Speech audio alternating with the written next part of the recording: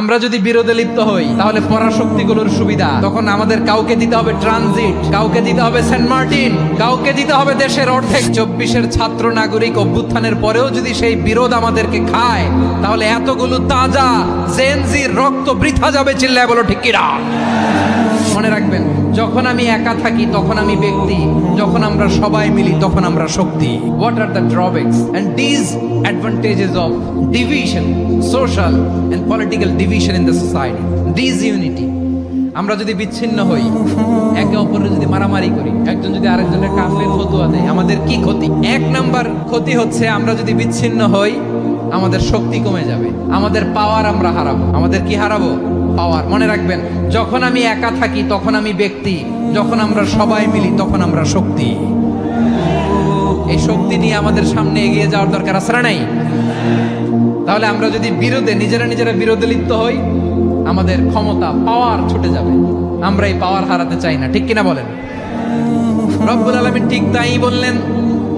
রব্বুল আলামিন বললেন, খবরদার, ওয়াতিউল্লাহ ওয়া রাসূলাহু ওয়া লা তানাযাউ ফাতাফশালু ওয়া তাযহাবা রিহুকুম ওয়াসবিরু ইন্নাল্লাহা মা'আস সাবিরিন। আল্লাহর আনুগত্য করো, নবীর আনুগত্য করো, কিন্তু খবরদার নিজেরা বিরোধে লিপ্ত হয়ো না, নিজেরা মারামারি করো না, তাহলে তোমাদের শক্তি কমায় দিবে কে? ফাতাফশালু, তোমরা সাহস হারাবা, ওয়া তাযহাবা রিহুকুম, তোমাদের শক্তি কমে যাবে, পাওয়ার কমে যাবে। তাহলে আমরা যদি নিজেরা মারামারি করি, আমরা নিজেরা যদি বিচ্ছিন্নতায় লিপ্ত হই, আমরা যদি মতানৈক্য করি, তাহলে আমাদের শক্তি কমে যাবে, ঠিক কিনা? আমরা শক্তি কমাবো। আচ্ছা, ছোট্ট একটা বাঁশের কঞ্চি যদি আপনারা দেয়, পায়ের মধ্যে ধাক্কা দিয়ে ভাঙতে পারবেন না? এরকম বাঁশের কঞ্চি যদি 20টা একসাথে জোড়া লাগায় দেয়, ভাঙতে পারবেন? কথা বোঝে নাই মনে হয়। চিকন একটা বাঁশের কঞ্চি দিলে ভাঙা যাবে না? এরকম চিকনই 20টা বাঁশের কঞ্চি একসাথে লাগাই দিলে ভাঙতে পারবেন? কারণ যখন আমি একা থাকি তখন আমি ব্যক্তি, যখন আমরা সবাই মিলি তখন আমরা শক্তি। আমরা যেন শক্তি না হারাই। আমরা বিরোধে লিপ্ত হলে আমাদের শক্তি কমে যাবে। এই হচ্ছে 1 নাম্বার ডিসঅ্যাডভান্টেজ। 2 নাম্বার ডিসঅ্যাডভান্টেজ হচ্ছে আমরা নিজেরা বিরোধে লিপ্ত হলে অন্যরা আমাদের মাথায় কাঁঠাল ভেঙে খাইতে সুবিধা হয়। কথা বোঝেন নাই? আমরা যদি বিরোধে লিপ্ত হই তাহলে পরাশক্তিগুলোর সুবিধা তখন আমাদের কাউকে দিতে হবে ট্রানজিট, কাউকে দিতে হবে সেন্ট মার্টিন, কাউকে দিতে হবে দেশের অর্ধেক। চিল্লায় বলো ঠিক কিনা? নিজেদের প্রবলেম সলভ করার ক্যাপাসিটি আমাদের আর থাকবে না। নিজেরা বিরোধে জড়ালে পরাশক্তিগুলো আমাদের মাথায় কাঁঠাল ভেঙে খায়। তখন ভারতের পিছনে দৌড়াতে, আমেরিকার পিছনে দৌড়াতে আমাদের জুতার তলা ক্ষয় হইয়া যাইবে। নিজেদের প্রবলেম সলভ করা যাবে না। আমরা যদি অন্যের পিছনে না দৌড়াতাম আর এই বিরোধকে থামাতে পারতাম, বাংলাদেশ আজকে যেখানে আছে তার কমপক্ষে 50 গুণ সামনে থাকতো। চিল্লায় বলেন ঠিক কিনা? তাহলে 1 নাম্বার ক্ষতি হচ্ছে আমাদের পাওয়ার লেস হয়ে যায়, আমরা দুর্বল হই যদি আমরা বিরোধ করি। 2 নাম্বার হচ্ছে পরাশক্তিগুলোর সুবিধা নেই। 3 নাম্বার হচ্ছে আমাদের উন্নয়ন, দেশের উন্নতি, অগ্রগতি এটা স্থবির হয়ে যায়, এটা বাধাগ্রস্ত হয়। প্রিয় ভাইরা, ইউনিটি, ঐক্য হচ্ছে একটা দেশের উন্নয়নের মূল ভিত্তি। ইউনিটি অফ এ কান্ট্রি, এটা হচ্ছে একটা সাস্টেইনেবল ডেভেলপমেন্ট, সোশ্যাল স্ট্যাবিলিটির জন্য এটা অনেক গুরুত্বপূর্ণ। এজন্য বিরোধের কোনো স্থান আমরা দিব না, আমরা ঐক্যবদ্ধ থাকবো ইনশাআল্লাহ। বলেন, আর কখনো কাউরে কাফের বলে গালি দিবেন? তুই জাহান্নামী বলবেন? ঝগড়া লাগলে লাগাই দিবেন? তাহলে কি করবেন? মিলায় দিব। আওয়াজ করে বলেন, কি করব? প্রিয় ভাইয়েরা, এই বিরোধ গত 50 বছর তো আমরা দেখেছি। ধর্মীয় অঙ্গন বলেন, সামাজিক অঙ্গন বলেন, রাজনৈতিক অঙ্গন বলেন, এই বিরোধ আমাদেরকে শেষ করে দিয়েছে। এই 24-এর ছাত্র নাগরিক অভ্যুত্থানের পরেও যদি সেই বিরোধ আমাদেরকে খায় তাহলে এতগুলো তাজা জেনজির রক্ত বৃথা যাবে। চিল্লায় বলো ঠিক কিনা? বৃথা যেতে দিতে চাই না, আমরা ঐক্যবদ্ধ থাকতে চাই। রাজি আছেন? আমরা আর কাদা ছড়াছড়ি করব না। অনেক হয়েছে, আন্না, এবার থামুন। অনেক হয়েছে, আন্না। শুধু মানুষ হতভাগা একটা প্রাণী যে আল্লাহর জমিনে থেকে, আল্লাহর খেয়ে, আল্লাহর পরে, আল্লাহর বাতাস থেকে শ্বাস নিয়ে, আল্লাহর দেওয়া পানি পান করে আল্লাহ পাকের দেওয়া অর্থ, সম্পদ, রিজিক, স্ত্রী, সন্তান সব ভোগ করে আল্লাহরই জমিনে আল্লাহ বিরোধী আইন চালু করে দিয়েছে।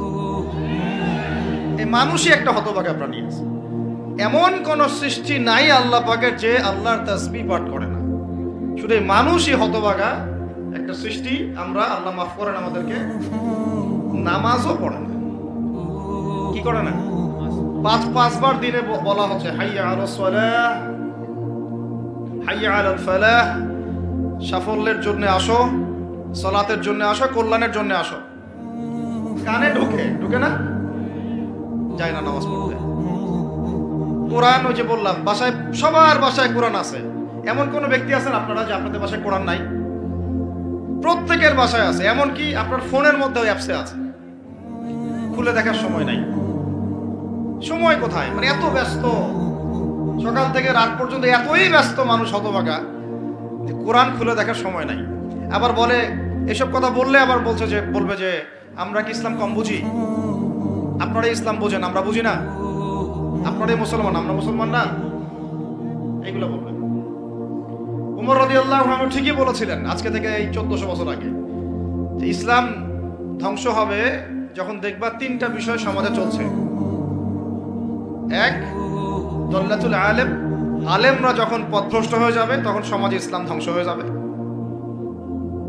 দুই, ওয়াল আইম্মাতুল মুদিল্লিন, যখন আসবে এমন কিছু শাসক যারা পথভ্রষ্ট, মুদিল্লিন, তখন সমাজ ইসলাম ধ্বংস হবে। আর ওয়াল মুনাফিকিন ফি জিদারি কিতাবিল্লাহ, যে মুনাফিকরা যখন আল্লাহর কিতাব নিয়ে বাকবিতণ্ডা করবে, মুনাফিকরাই বাকবিতণ্ডা করবে যে আমরাই বেশি বুঝি ইসলাম, তোমরা বোঝো না। বাংলাদেশে টকশো সংস্কৃতি চালু না হলে আমরা এটা বুঝতে পারতাম না যে আসলে এই হাদিসটা সত্য। মাথার উপর দিয়ে যায় কথা কিছু না, পরে লেকচার রিপিট শুনে নিন। মূল জায়গায় আসি। কোরআন ঘরে আসে, আমরা তেলাওয়াত করি না। নামাজের আজান কানে আসে, নামাজে যাই না। শেষ রাত্রে আল্লাহ পাক প্রথম আসমানে নেমে আসেন। কিভাবে নেমে আসেন আমরা জানি না, ওইটার কাইফিয়ত ব্যাখ্যা করার আমাদের দরকারও নাই। আল্লাহ পাক বলেছেন, বাস ঈমান রাখি। এবং আল্লাহ পাক আহ্বান করতে থাকেন, কে আছো আমার কাছে কিছু চাইবা, আমি তোমাকে দিব। সুবহানাল্লাহ। কে আছো আমাকে ডাকবা, আমি তোমার ডাকে সাড়া দিব। কে আছো আমার কাছে ক্ষমা চাইবা, আমি ক্ষমা করে দিব। এইভাবে ফজর পর্যন্ত আল্লাহ পাক আহ্বান করতে থাকেন। আমরা ওই সময় ফেসবুক চালাই, রিল্যাক্সে ঘুম দিই। তাহলে নামাজের আজান কানে যায়, নামাজ পড়ি না। কোরআন বাসায় আছে, তেলাওয়াত পড়ি না, খুলেও দেখি না, 40 কুলখানি বাদ দিয়ে। আর শেষ রাত্রে আল্লাহ পাক আহ্বান করতে থাকেন, আমি উঠে ওযু করে 2টা রাকাত নামাজ পড়ে একটু দোয়া করব, সেটা পারি না। এই আমি আবার যখন দিনের বেলায় এলেম শিখতে যাই, এমন জায়গায় এলেম শিখতে যাই যেখানে নারী পুরুষ একাকার অবস্থা, ফ্রি মিক্সিং। আমি এমন এলেম শিখতে চাই যে এলেমটা আমাকে 20 বছরে 20টা সূরাও শেখায় না, 20টা হাদিস আপনার মুখস্থ নাই। আমি চ্যালেঞ্জ করতেছি আপনাকে, 20টা হাদিস আপনি দাঁড়ায় বলেন, ছোট ছোট হাদিস খালি।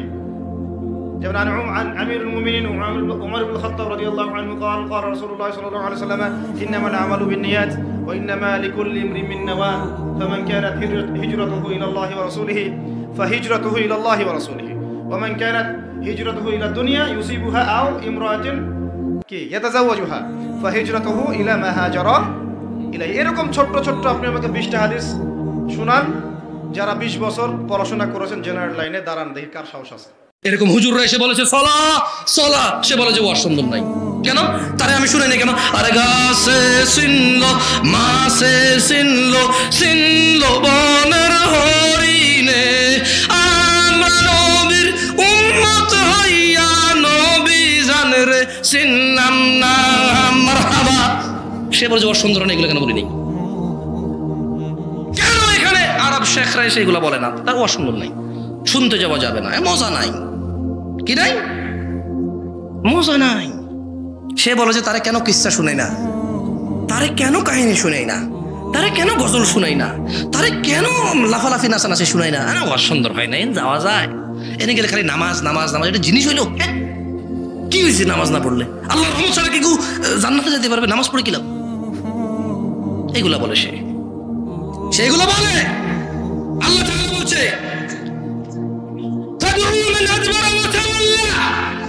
জাহান্নাম সেই ব্যক্তিকে ডাকবে যার কাছে সত্যের দাওয়াত গিয়েছিল, কিন্তু সে এটাকে পরোয়াই করেনি, উল্টা ফিরছে। ওয়াজামা ফাআওয়া, যে সম্পদ পুঞ্জীভূত এবং সংরক্ষিত করে রেখেছিল। ইন্নাল ইনসানা খুলিকা হালুআ, মানুষ তো সৃষ্টি হয়েছে অতিশয় অস্থির চিত্তরূপে। ইযা মাসসাহু শাররু জাজুআ, যখন তাকে বিপদ স্পর্শ করে, যখন তার উপরে কোনো বিপদ আসে, সে হায় হুতাশাকারী হয়ে যায়। খালি হায় হুতাশা, আমার এই হয়েছে, আমার শেষ, সব আমার। 4 জন চাকরি ইন্টারভিউ দিতে গেছে, আমারটাই হলো না, অথচ সবার চাইতে আমার মার্ক ভালো। হ্যাঁ, চাচা নাই, মামা নাই, সরকারি চাকরি হয় নাই, মানে শুধু হাই হুতাশ। তার 2টা হাতের তার কোনো অনুভূতি নাই যে আল্লাহ দিছে এগুলো ফ্রি। 2টা চোখ দিছে আল্লাহ তাকে দেখার জন্য পৃথিবী। এই পেট দিছে যেখানে সে খাওয়া দাওয়া করলে স্টোরে জমা হয়। এই জিহ্বা জুবান দিছে স্বাদ গ্রহণ করে। এই পেট থাকার কারণে তো তার খিদা অনুভব হয়, হৃদয় থাকার কারণে তো অনুভব হয়। সেটা কোনো শুকরিয়া আদায় নেই তার। খালি তারে কি দেয় নাই? আল্লাহ বলছে ইযা মাসসাহু শাররু জাজুআ, যখন বিপদ তাকে স্পর্শ করে সে হায় হা হুতাশাকারী হয়। ওয়া ইযা মাসসাহুল খায়রু মানুআ, আবার যখন তাকে আল্লাহ কল্যাণ দান করে তখন সে কৃপণ হয়ে যায়। হ্যাঁ, আমার যোগ্যতা আমি করছি, কারো যোগ্যতা নাকি কেউ করে দিয়েছে, তোরা দেখছস? পড়ালেখা করে নিজে প্রতিষ্ঠিত, আলহামদুলিল্লাহ আজকে আমার বাংলাদেশে এই আছে, সেই আছে, হ্যান আছে, তেন আছে, হ্যান করিয়া তেন করিয়া, हमने बहुत कुछ कर लिया, बस अब तक नमाज ही नहीं पढ़ा, बाकी सब कर लिया हमने। शराब नहीं छोड़ा, बाकी सब कर लिया हमने। भाई क्या नहीं किया? फला जगह पे मस्जिद बनाया, फला मदरसा हमारे पैसों से चलते हैं, फला जगह पे यतीम हमारे पैसों में खाते पीते हैं। हमने क्या नहीं किया? करीब 100 के ऊपर मस्जिद का हम सभापति है। 100 ऊपर मस्जिद हम क्या है? 100 ऊपर मस्जिद আমরা কি? কয়টা এতিমখানার সেক্রেটারি আমরা? কতজন হুজুর যায় বসে থাকে আমাদের দরবারে, ঠিক না? बहुत कुछ कर लिया, बस नमाज नहीं पढ़ा, रोजा नहीं किया, हराम शराब नहीं छोड़ा हमने आज तक जुआ नहीं छोड़ा, ज़िना नहीं छोड़ा, बाकी सब कुछ किया हमने। তাবিঈদের মধ্যে মুহাম্মদ ইবনে সিরিন ভালো স্বপ্নের ব্যাখ্যা জানতেন। এক লোক এসে মুহাম্মদ ইবনে সিরিনকে বলল যে আমি দেখলাম আমার ছেলে পানি খেতে খেতে পেটটা এত বড় হয়ে গেছে। এই একই স্বপ্ন আরেকটা লোকও দেখলো, দেখে এক মূর্খের কাছে জিজ্ঞেস করলো। সে বলল সর্বনাশ, এত বড় পেট হয়ে গেছে, তোমার ছেলে তো মারা যাবে। ঠিকই কয়েকদিন পরে ছেলেটা মারা গেল। আর একই স্বপ্ন দেখে এই লোক মুহাম্মদ ইবনে সিরিনকে জিজ্ঞেস করেছেন, উনি বলেছেন যে তোমার ছেলে তো অনেক বড় আলেম হবে। ঠিক তাই হয়েছে, ওই ছেলে অনেক বড় আলেম হয়েছে। তো ফাইন্না রুইয়া তাকাউ আলা মা তুআব্বার, স্বপ্নের ব্যাখ্যা তেমন হয় যেমন এটার ব্যাখ্যা করে। রাসূল সাল্লাল্লাহু আলাইহি ওয়াসাল্লাম একবার স্বপ্নে দেখলেন যে তিনি ওনাকে দুধ দেয়া হয়েছে, বাটিতে দুধ খাচ্ছেন, পরে আঙ্গুলের ফাঁক থেকে দুধ বেরোচ্ছে। এই সামান্য একটু দুধ রাসূল সাল্লাল্লাহু আলাইহি ওয়াসাল্লাম উমরে ফারুককে দিলেন। সাহাবারা বললেন মাযা আউয়ালতা বিহি ইয়া রাসূলুল্লাহ, এটা তাওয়িল কি? তখন বললেন আউয়ালতু বিহি আল ইলম, এটা দিয়ে আমি জ্ঞান বুঝিয়েছি, মানে উমরে ফারুকের আল্লাহ তাআলা অনেক জ্ঞান দিবে। স্বপ্নে কেউ দুধ খাচ্ছেন, এটা আপনার জ্ঞানের প্রতীক। রাসূল সাল্লাল্লাহু আলাইহি ওয়াসাল্লাম স্বপ্নে দেখলেন লোকজন দাঁড়ানো, কারো গায়ের জামা এতটুকু, কারো এতটুকু, কারো হাঁটু পর্যন্ত, আর উমরে ফারুক জামা একেবারে টেনে হিচড়ে যাচ্ছে। তো সাহাবারা বললেন মাযা আউয়ালতু বিহি ইয়া রাসূলুল্লাহ, এই স্বপ্নের তাওয়িল কি, ব্যাখ্যা কি? রাসূল সাল্লাল্লাহু আলাইহি ওয়াসাল্লাম বললেন আউয়ালতু বিহি আদ-দীন আত-তাকওয়া, এটা দ্বারা আমি দিনদারি বুঝিয়েছি, মানে উমরে ফারুকের দিনদারি অনেক বেশি। স্বপ্নে কেউ ছোট জামা দেখলে তার দিনদারি কমতেছে, এটার একটা আলামত। তো এই জন্য হুট করে স্বপ্নের কথা কাউকে শেয়ার করতে নেই। রাসূল সাল্লাল্লাহু আলাইহি ওয়াসাল্লাম ফজরের সালাতের পরে মসজিদে নববীতে সালাম ফিরিয়ে সাহাবাদের দিকে মুখ ফিরিয়ে বসতেন, তাসবিহ পড়তেন, এরপর জিজ্ঞেস করতেন হাল রাআ আহাদুম মিনকুম আল বারিহাতা রুইয়া, গত রাতে কেউ কোনো স্বপ্ন টপ্ন দেখেছে নাকি? তো তখন সাহাবারা এই স্বপ্ন বলতেন, রাসূল সাল্লাল্লাহু আলাইহি ওয়াসাল্লাম ব্যাখ্যা করতেন। সুবহানাল্লাহ, কত সৌভাগ্যবান ছিলেন তারা। তাহলে স্বপ্ন বলা যাবে নাকি কাউকে? খুবই শুভাকাঙ্ক্ষী, আপনার একেবারে ক্লোজ ফ্রেন্ড, তাকে বলতে পারেন। আর অনেক বড় আলেম যিনি ভালো ব্যাখ্যা করতে পারবেন, আপনাকে গাইড করতে পারবেন, তাকে বলবেন, এছাড়া বলা যাবে না। আর খারাপ স্বপ্ন তো বলাই যাবে, আল্লাহ তাআলার কাছে পানা চাইতে হবে। তাহলে ঘুমিয়ে ঘুমিয়ে যেটা দেখি এটা কারোর কাছে বলা যাবে না। আর যেটা পাওয়ার আকাঙ্ক্ষা মানুষকে ঘুমাতে দেয় না, ওইটাও একটা স্বপ্ন। বলে না যে আমার জীবনের স্বপ্ন আমি এটা করবো, এটাও স্বপ্ন। এই ভিশনও শেয়ার করা যাবে না কারোর সাথে। আপনারা তো ব্যবসায়ী মানুষ, টিপস শিখাই দিয়ে কিছু। বিশাল বড় একটা কিছু প্রজেক্ট নিছেন, শুরু করার আগে আপনি বলে ফেলছেন শেষ, আর এটা হবে না। দেখবেন যে এখান থেকে কনস্পিরেসি, ওইখান থেকে শত্রুতা, ওইদিকে এটা করছে ওইটা করছে, আপনি আর আগাতেই পারবেন না। দুঃখজনক হলেও সত্য, আমরা বাংলাদেশিরা তো এগুলো তো অভ্যস্ত।